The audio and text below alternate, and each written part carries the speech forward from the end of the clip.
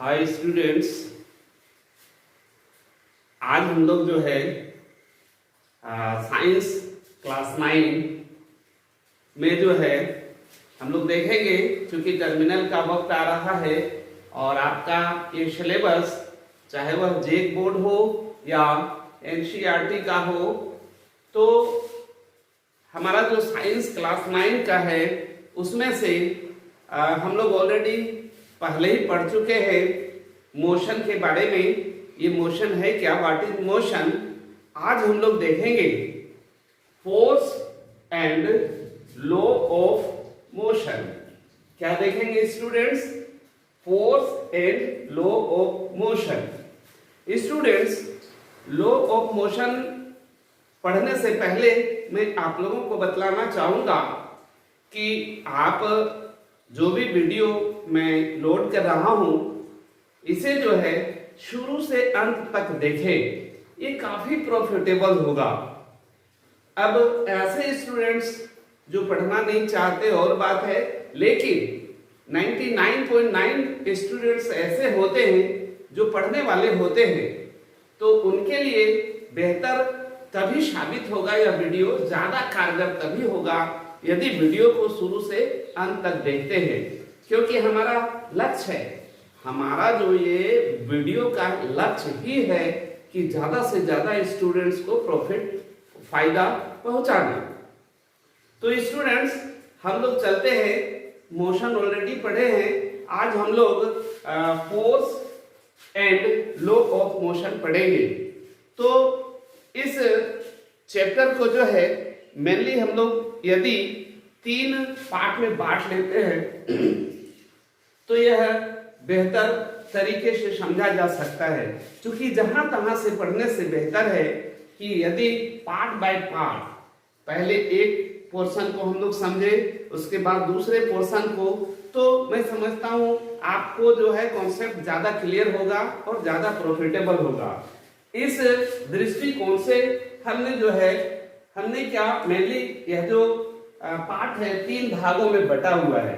पहला फोर्स देख रहे हैं, चैप्टर का पहला ये हेडिंग है फोर्स, और उसके बाद है लॉ ऑफ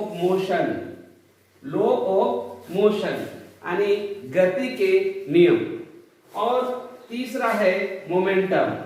स्टूडेंट्स, एक एक करके बारी बारी से हम लोग एक ही साथ पूरे में ना उलझकर बारी बारी से चलते हैं, तो मैं समझता हूं भली भांति आपका कॉन्सेप्ट क्लियर होगा। तो बिना कोई लाव लपेट के हम लोग जो है चलते हैं सीधे फोर्स है क्या।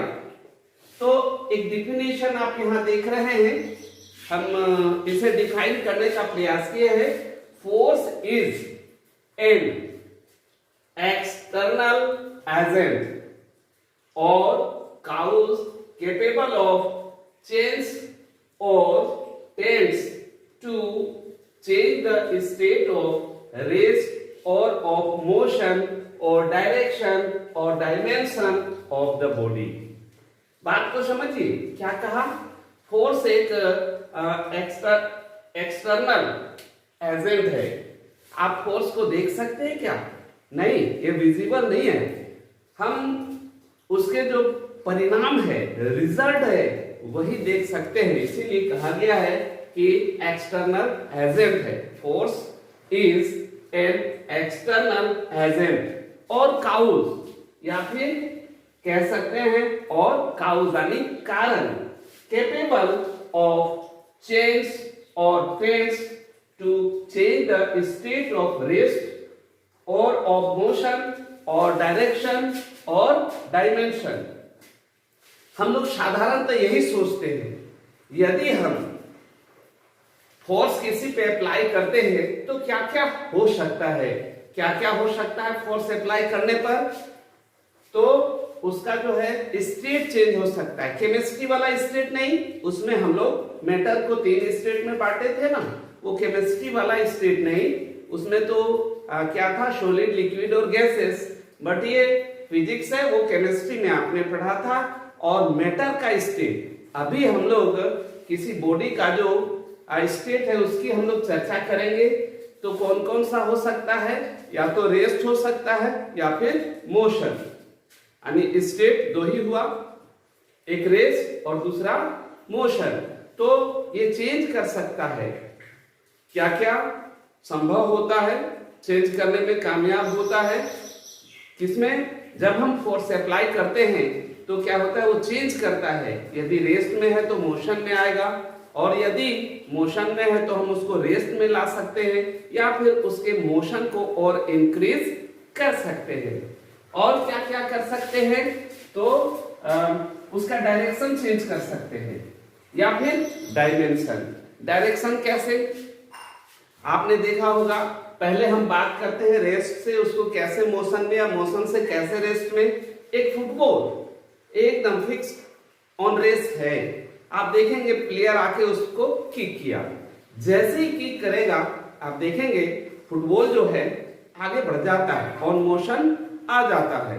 तो आपने यहाँ क्या देखा, उस पर फोर्स अप्लाई हुआ और वो रेस्ट टू मोशन चला गया। ठीक इसी प्रकार यदि कोई गाड़ी ऑन मोशन है, उस पर ब्रेक अप्लाई करते हैं, फोर्स अप्लाई करते हैं, तो धीरे धीरे रुक जाता है, यानी मोशन टू रेस्ट में आ जाता है।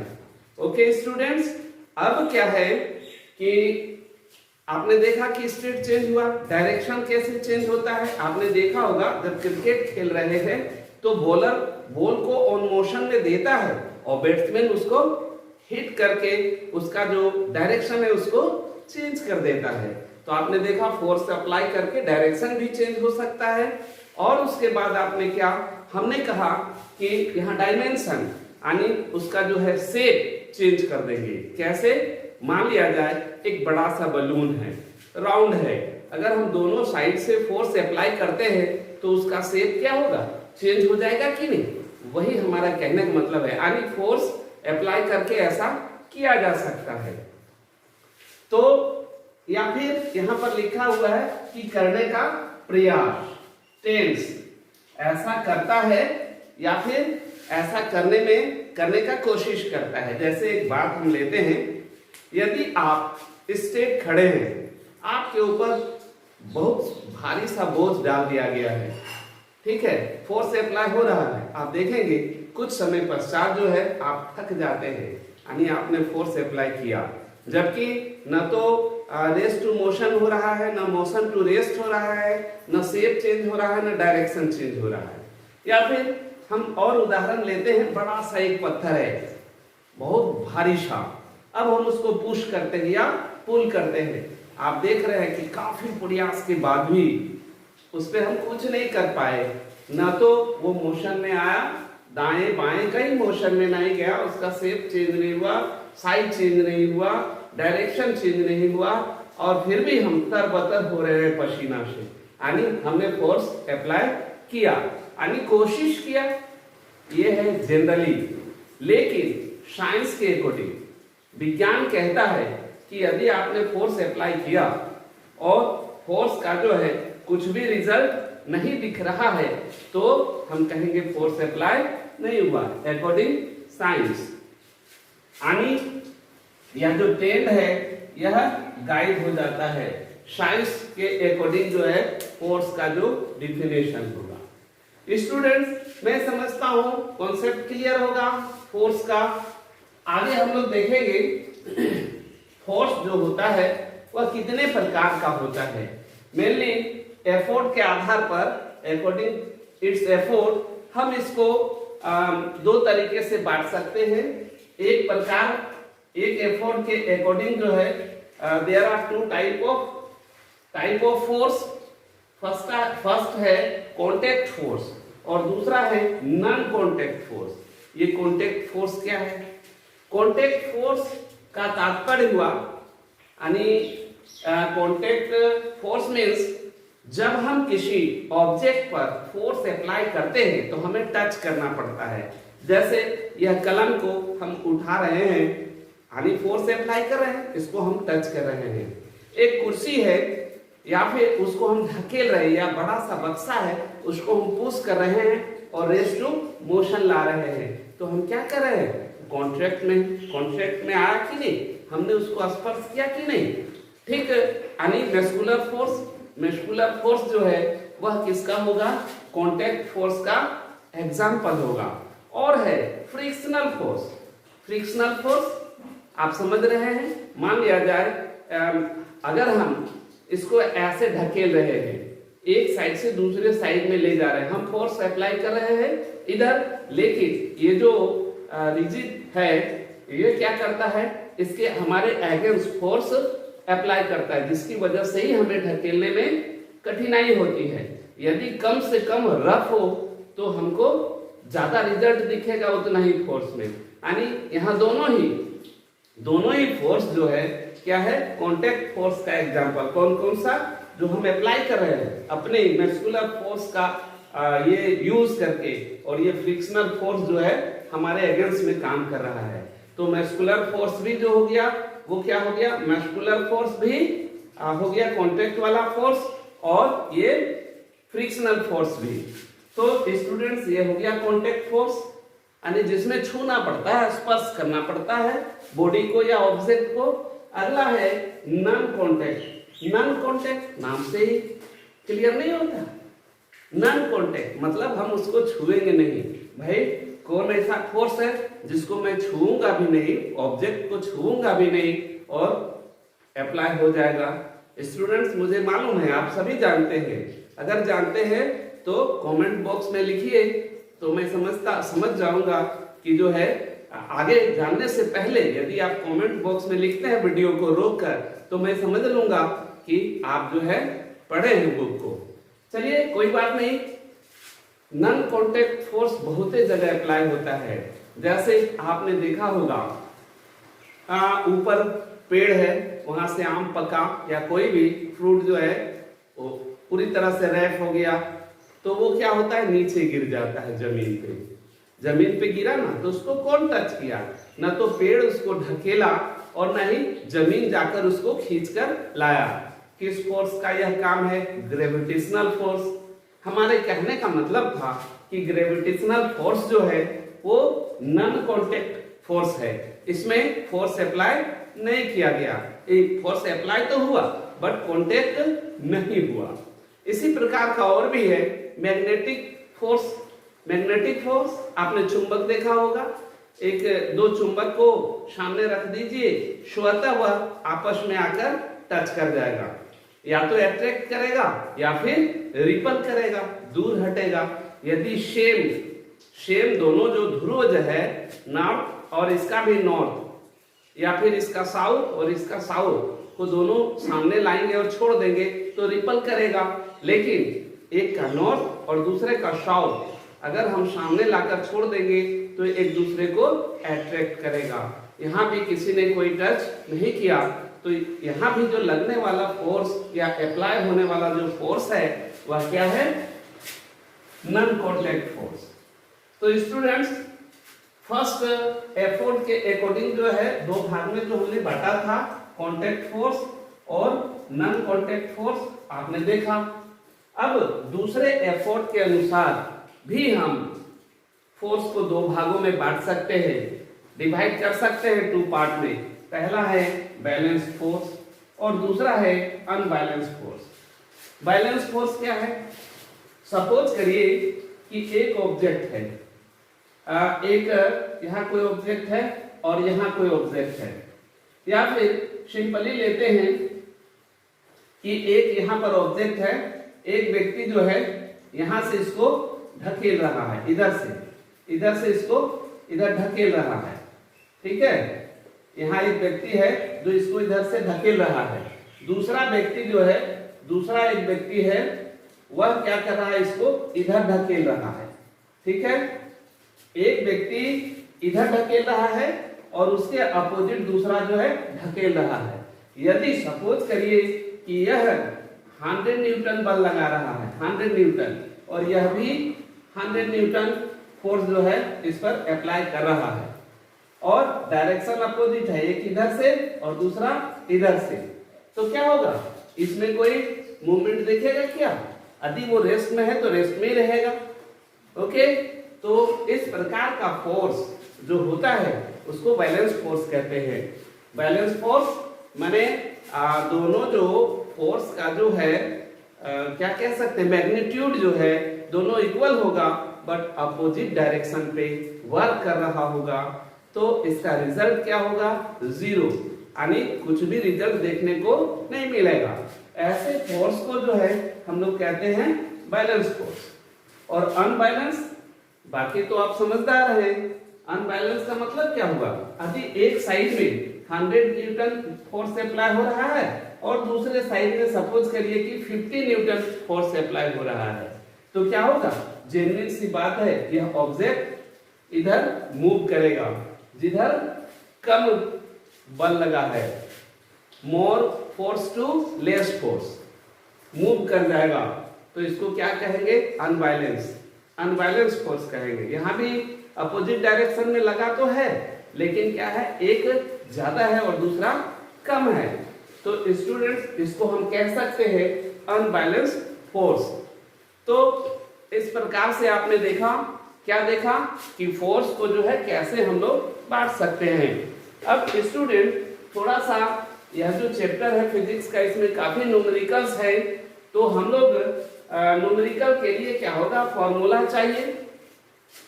तो क्या क्या होता है, देखिए सबसे पहली बात, फोर्स किस पे डिपेंड करता है?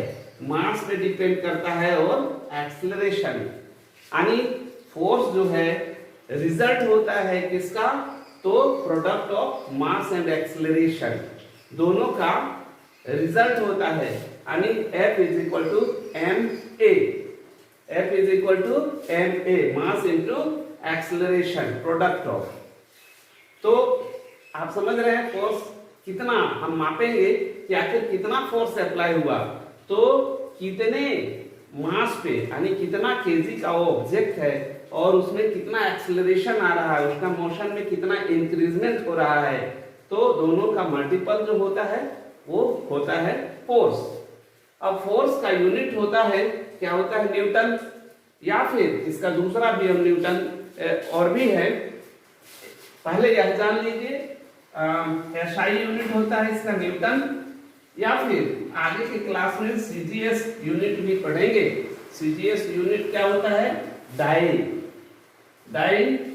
तो और ये दोनों का अगर हम देखें तो क्या होता है? 1 newton is equal to 10 to the power 5 dyne, यानी ये छोटा यूनिट है और ये बड़ा यूनिट है। काफी छोटा यूनिट के लिए CGS में जो है रखा गया है। तो न्यूमेरिकल बनाने के लिए कुछ फार्मूले की आवश्यकता होगा, तो पहले हम लोग फोर्स का ही फार्मूला को लेते हैं। स्टूडेंट्स मैं इसको ये साफ करता हूँ, आपको याद होगा केवल और केवल 3 भाग में तो हम लोग फोर्स चल रहे हैं, लगभग फोर्स कंप्लीट है, केवल और केवल उसका फार्मूला बतलाऊंगा मैं कि कैसे उसका न्यूमेरिकल्स आ सकता है और कैसे आप उसको सॉल्व करेंगे। तो सबसे पहले फोर्स को हम लोग देखेंगे, तो फिर लॉ ऑफ मोशन में जाएंगे बारी बारी से। लॉ ऑफ मोशन जानने से पहले भी हमें जो है बहुत कुछ सीख लेना होगा, जैसे इनर्शिया के बारे में हम लोग जानेंगे। तो स्टूडेंट्स आप सिंपली जानिए ना, अभी हमने कहा F is equal to product of mass and acceleration, acceleration, तो इसका फार्मूला आप ऐसे भी दे सकते हैं, F is equal to m का m, you know A is equal to v minus u by t, ऐसे भी हो सकता है। इसको भी एक फार्मूला हम लोग समझ सकते हैं कि F का क्या फार्मूला होता है, या फिर इसका और भी होगा अगर टाइम नहीं दिया हुआ है। m, अब A के लिए आपने पढ़ा है मोशन में v स्क्वायर वाला फार्मूला, तो आप क्या लिख सकते हैं?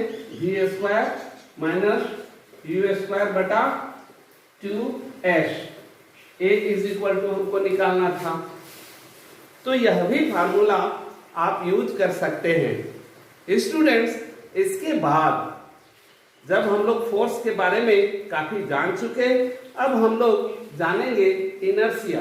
What is inertia? चलिए इसको भी हम मिटाते हैं। इनर्शिया है क्या, इस पर हम लोग बात करेंगे। उसके बाद जो है दूसरा पार्ट आता है, वो है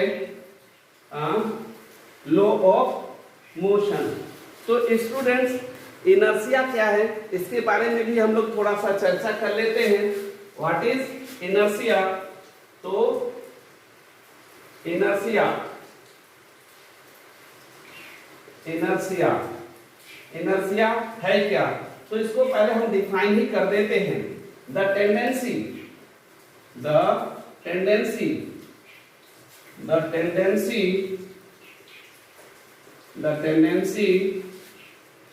of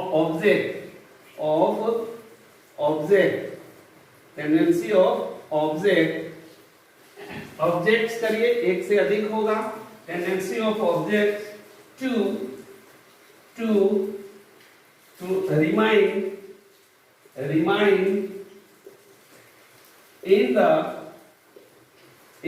remain in the state of rest or to keep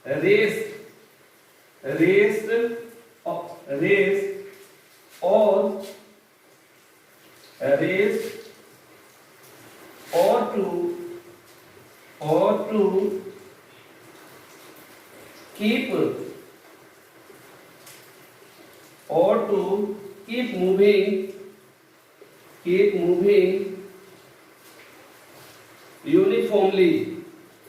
uniformly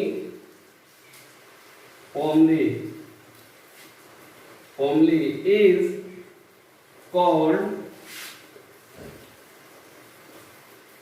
called inertia।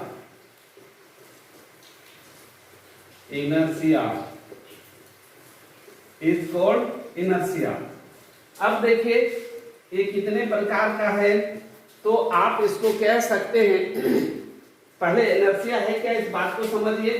The tendency of object to remain in the state of rest और to keep moving uniformly is called inertia. ये एक tendency है। Inertia is a tendency, यानी कह सकते हैं कि जैसे कोई वस्तु मूविंग में है तो मूविंग में ही रहना चाहिए, और यदि रेस्ट है तो रेस्ट ही रहेगा। यही टेंडेंसी को जो है इनर्शिया कहते हैं। वही बात को यहाँ लिखा है, remain the state of rest. यदि रेस्ट में है तो रेस्ट में ही रहना चाहेंगे, और टू कीप मूविंग यूनिफॉर्मली, या फिर मूविंग में है तो उसी स्टाइल में बिना कम बेशी हुए मूव करते रहना चाहता है। इसी को इनर्शिया कहते हैं। Inertia is a tendency. तो इस प्रकार हम कह सकते हैं कि there are 3 type of inertia. पहला क्या आप लिख सकते हैं, फर्स्ट जो होगा वो क्या होगा, रेस्ट इनर्शिया। देखिए यहां पर था ना, एक रेस्ट था और एक मूविंग था, तो हम एक को कह सकते हैं रेस्ट इनर्शिया। रेस्ट इनर्शिया यानी रेस्ट इनर्शिया क्या है, यदि कोई वस्तु रेस्ट इनर्शिया या इनर्शिया ऑफ रेस्ट भी कह सकते हैं। तो इसका मतलब क्या है कि यदि कोई वस्तु मूविंग में है, रेस्ट में है, तो वह रेस्ट में ही रहना चाहता है। इसको हम ऐसे भी लिख सकते हैं, inertia of rest. Inertia of rest यानी हम हिंदी में यदि कहें इनर्शिया को क्या कहते हैं, जड़त्व, तो आप कह सकते हैं अस्थिर जड़त्व। इनर्शिया ऑफ रेस्ट या अस्थिर जड़त्व। और दूसरा क्या होगा, इनर्शिया ऑफ मोशन। इनर्शिया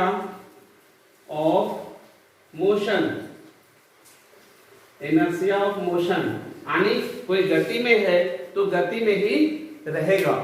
और एक तीसरा भी है, इनर्शिया ऑफ डायरेक्शन। हम लोग इस पर भी बात करेंगे अभी हम। Inertia of direction.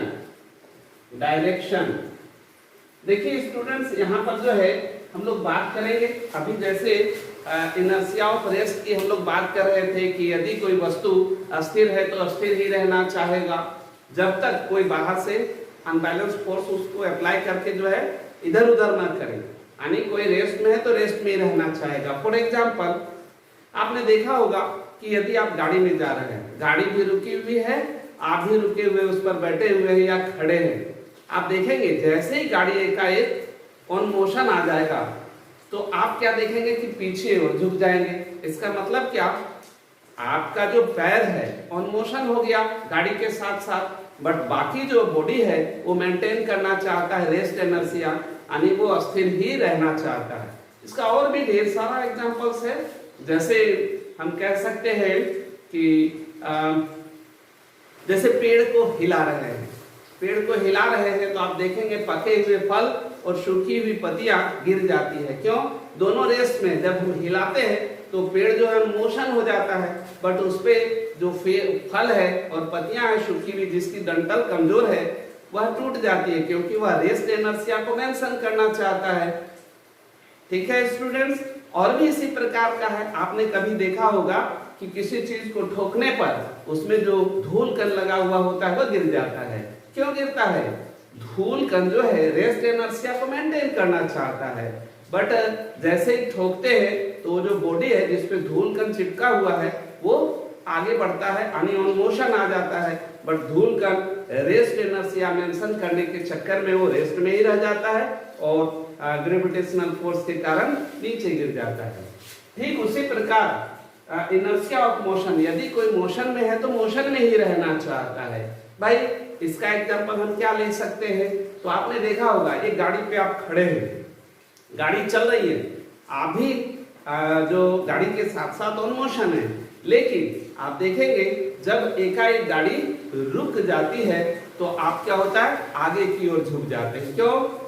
हमारा जो बॉडी है मोशनल इनर्शिया जो है मेंटेन करना चाहता है, लेकिन हमारा जो पैर है वह गाड़ी के साथ साथ रेस्ट में आ गया, इसलिए हम आगे झुक जाते हैं। आप देख रहे हैं एक और भी लिखा हुआ है इनर्शिया ऑफ डायरेक्शन। इनर्शिया यानी बॉडी जो है डायरेक्शन भी मेंटेन करता है। जैसे आपने देखा होगा कि जैसे ही कोई मोड़ पे गाड़ी घाई से घूमता है, एकदम शट से एकाएक घूम जाता है, तो आप क्या होता है, आप दूसरे ओर झुक जाते हैं। इसका मतलब क्या हुआ, डायरेक्शन वाला भी जो है इनर्शिया जो है उसको भी मेंशन करता है। तो स्टूडेंट्स हम लोगों ने जाना, क्या जाना, फोर्स के बारे में जाना और इनर्शिया के बारे में इसलिए हम लोग जाने कि अगला जो हम लोग लॉ पढ़ेंगे वो होगा क्या, इनर्शिया से रिलेट होगा। तो स्टूडेंट्स वीडियो बहुत बड़ा ना हो जाए, इसलिए हम अगले वीडियो में जो है फर्स्ट पार्ट में आपने यह देखा फोर्स वगैरह जो है, फोर्स आपने देखा, इनर्शिया देखा, फोर्स का फार्मूला देखा। स्टूडेंट्स याद रहे यह जो चैप्टर है कम से कम 2 या 3 पार्ट में तो होगा, तो यदि आप सब्सक्राइब करके रखे हैं तब तो अपने आप पता चलेगा कि अगला वीडियो कब लोड हुआ। पूरा चैप्टर आपको पढ़ने हैं और भली भांति ज्यादा मार्क्स लाने हैं, क्योंकि आप देख रहे हैं कि आज का जो दौर है कंपटीशन का दौर है, सभी ज्यादा अंक के होड़ में लगे हुए हैं। तो भली भांति कॉन्सेप्ट क्लियर करिए। ओके, फिर हम लोग मिलते हैं नेक्स्ट वीडियो में। Thank you.